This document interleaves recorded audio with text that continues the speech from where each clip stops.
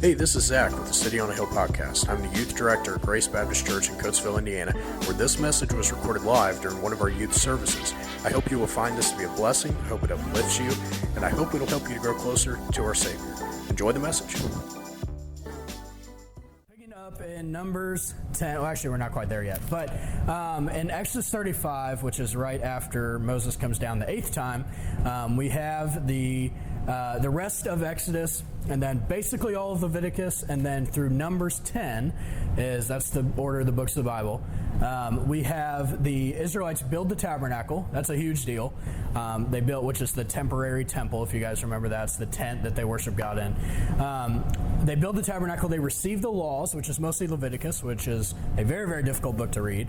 But that's where they receive a lot of their laws. And then they organize themselves. So they put themselves in all sorts of categories and different things like that based off how God organizes them. So they go through all that, and then we're picking up in Numbers 10, which is about 2 years after they left Egypt. And at that point, we're looking at the story of when God takes them away from Sinai. So this whole time, they're around Mount Sinai, and now they were leaving by way of what? Do you guys remember how God led the Israelites? You might remember? How did he guide them? Very specific way, something they followed. You guys remember? The cloud. You guys remember the cloud? Cloud by day, pillar of fire by night.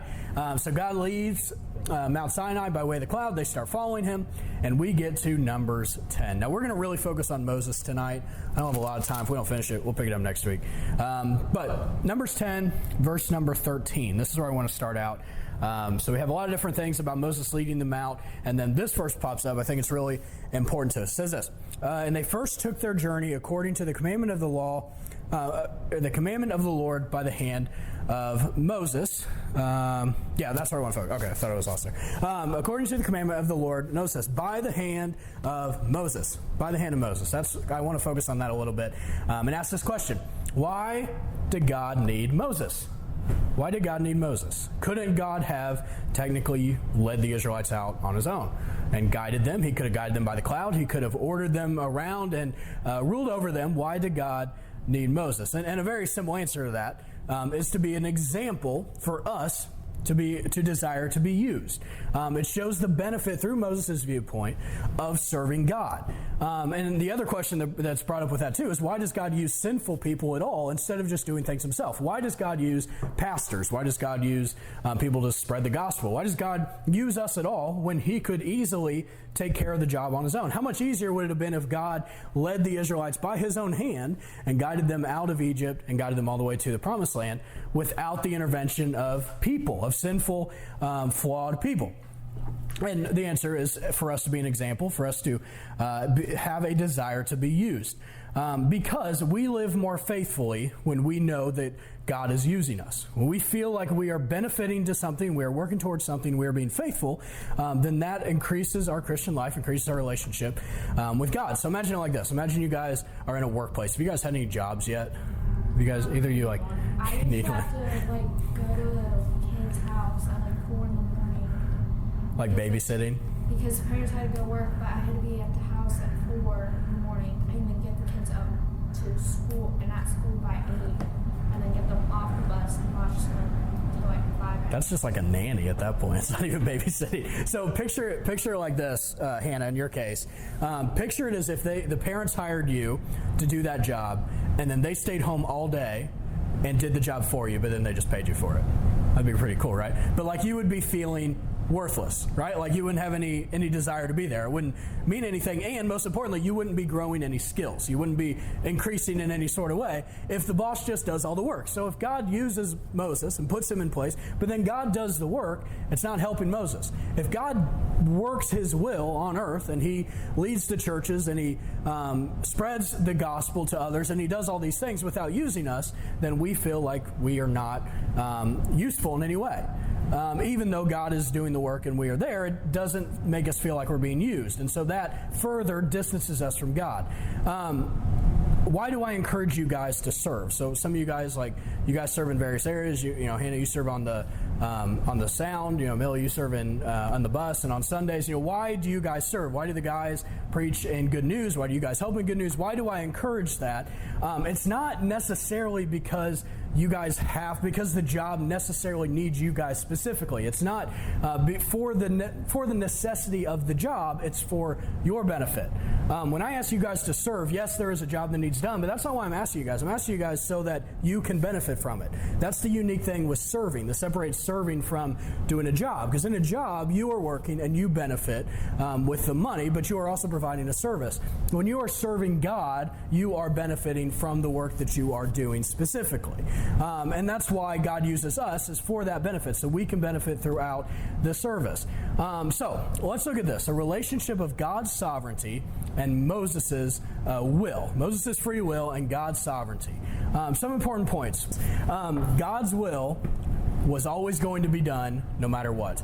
The Israelites were getting to the promised land, for sure. No matter how bad of a leader Moses was, no matter how good of a leader Moses was, they were getting to the promised land because God promised it would happen. Now, God didn't promise how long it was going to take. God didn't promise the means in which they were going to get there, and that's where we see Moses' free will come into play. Also, Moses' leadership decisions had the ability to help and hurt the Israelites, even though God was in control. Even though God was in complete control of the situation, he was guiding them.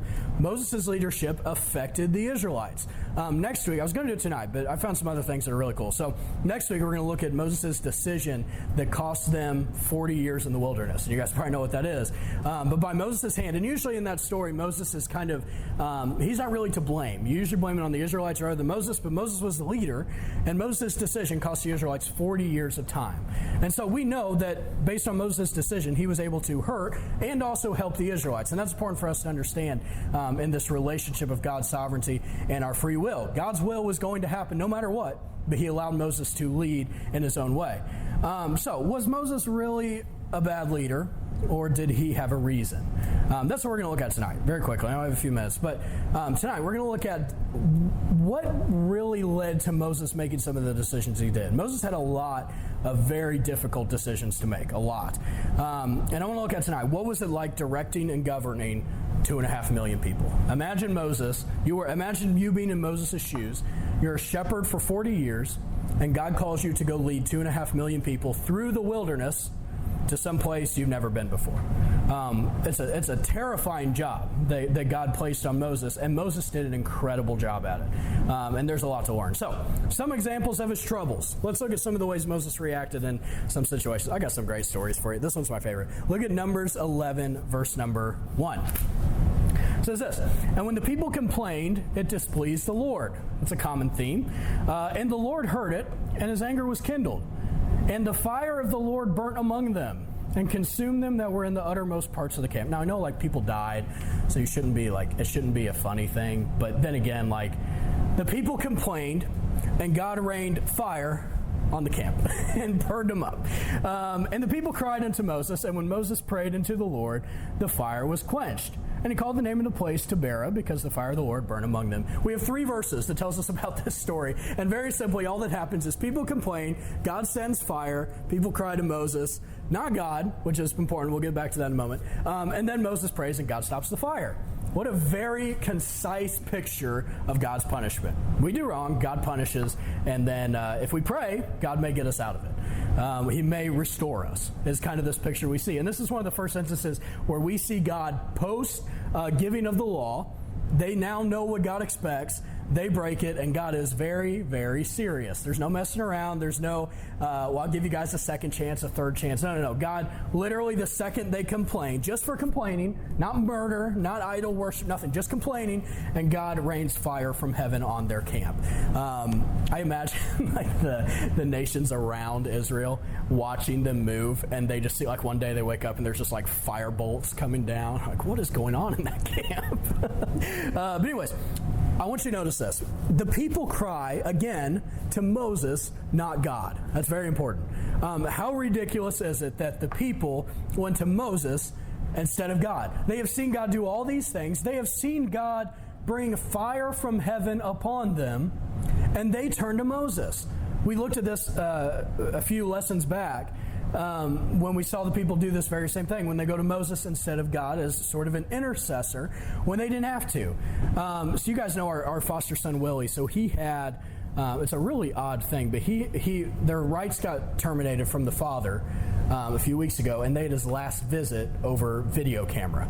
Like, imagine that. Imagine you're a dad of this kid, and the last time you ever see him is on video. So he does it, and this dude's a mess anyways. But when he is talking, and through all of his visits that he's ever had, he talks to the visit supervisor more than Willie. Now, Willie's a baby, so it's, whatever. But this visit supervisor, I don't know if he likes her or whatever, but he talks to her the whole time. That she comes and she supervises the visit, and he talks to her instead of Willie. I hope you have a better relationship with God than you do me, or you do Pastor Bunner, or you do your parents, or somebody else. Your relationship should be built in the right order. And you should rely on God before you do anybody else. For your guys' spiritual needs, you shouldn't come to me first, okay? The Israelites, they came to Moses for their issues first when they could have just been solved by God. And I have a lot of teenagers that will come up to me and they'll say, well, what can you help me in this area? Can you show me what to do? Without ever going to God. And it's like, go to God first. And he can help you. And then if you're still a little troubled in some area, then you come to the help that God has appointed for that very reason. But the Bible never says that you should go to a person before him. Where do you get your help first? When you guys have a trouble or you have some sort of a trial or issue, are you going to yourself first? Most people, I'd say, go to their self first. And then go to maybe parents or friends or some other person. You're just like the Israelites if you're doing that. When troubles are coming, trials are coming, you're saying, who can I go to before God? And then God's usually your last resort. And you'll find that you will end up just like the Israelites in that case. You will be punished continually for not obeying God. And then your help or your peace or your comfort will come much, much later because it's taking you extra time to get to the actual source. But we see in Numbers 11, Moses prays, God stops the fire. Moses has a very good relationship with God. If you notice how many times Moses has stopped annihilation. I shouldn't say that because God would never annihilate the Israelites. But in Moses' eyes, how many times that he prayed, and because of that, this led to God stopping what he had promised to do. Now, we talked about this in prayer, that Moses didn't change God's mind, but still, you see this relationship that Moses has, that God allows him to work in that way, to pray, and then through that, God does not go through with what he was going to do. It's a wonderful relationship. Next story. Look at Numbers 11, verse number 4. Verse number 4. So if that wasn't crazy enough, look at verse number 4. And the mixed multitude was among them, fell a-lusting. And the children of Israel also wept again and said, who shall give us flesh to eat? So let me kind of translate this for you. The Israelites are tired of manna. They've been eating this bread forever, and they're tired of it. And so they weep. They cry aloud to Moses because they're tired of what they're eating. Who shall give us flesh to eat? Verse number 5. We remember the fish which we did eat in Egypt freely, the cucumbers and the melons and the leeks and the onions and the garlic. But now our soul is dried away. Now our soul is dried. Next time your parents make you eat something you don't want to, tell them your soul is dried away.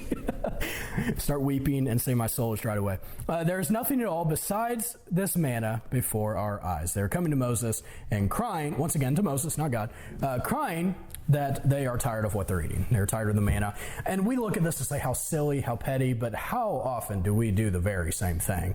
It's just in a different circumstance. If your life was recorded like the Israelites were, and your thoughts and your responses and all that put down, you would find yourself to be very, very in line with the way that the Israelites reacted. Petty little things that cause us to be mad at God, to be irritated. We usually go get mad or irritated at other people instead of bringing the cause to God. We react just the same way as the Israelites do. But look at 11 verse number 10. All right, so this is what I want to focus on with this. Then Moses heard the people weep throughout their families. These people are literally sobbing because they don't like their food. Throughout their families, every man in the door of his tent, and the anger of the Lord was kindled greatly.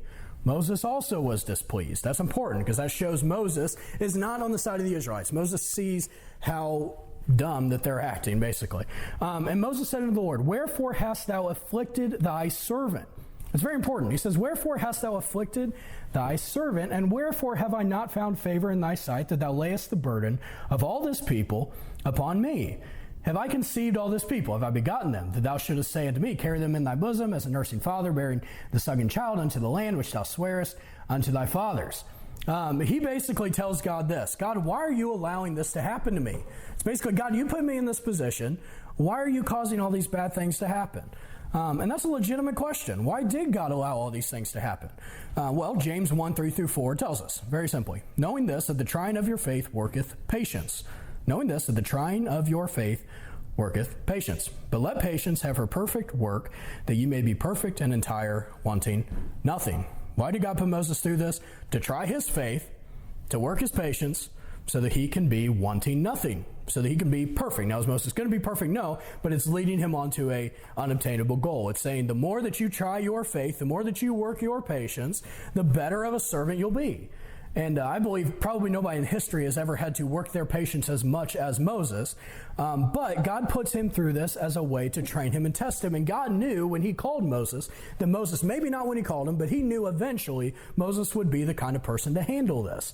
Only a handful of times, one time I can think of, did Moses react in a way that he shouldn't have to the Israelites. In every other instance, he went straight to God and he responded the way he should have. Now, he got angry, he got upset, he got every emotion you can think of with the Israelites, but he most of the time kept his cool and he followed God.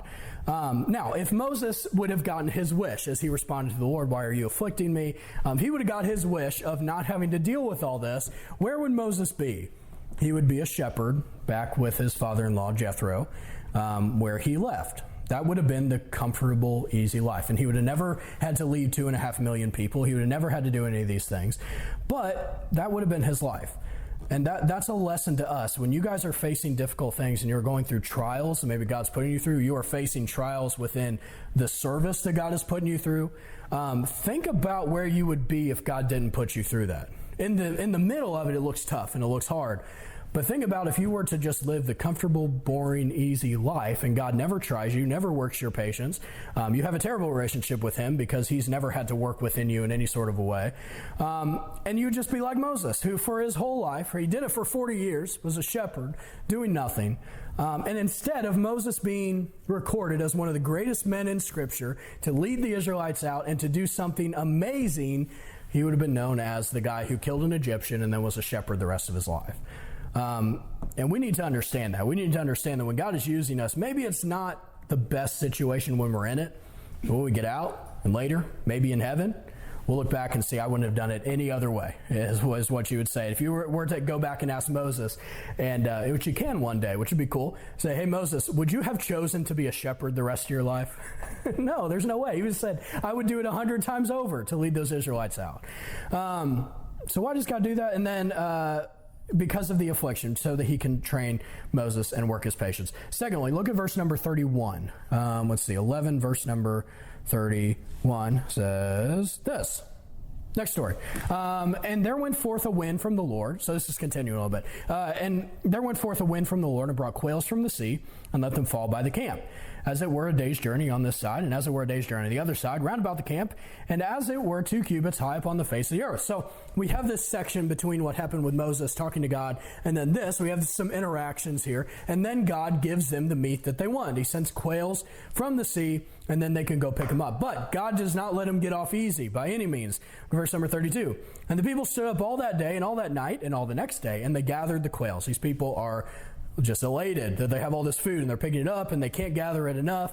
He that gathered least gathered 10 omers and then spread them all abroad for themselves round about the camp.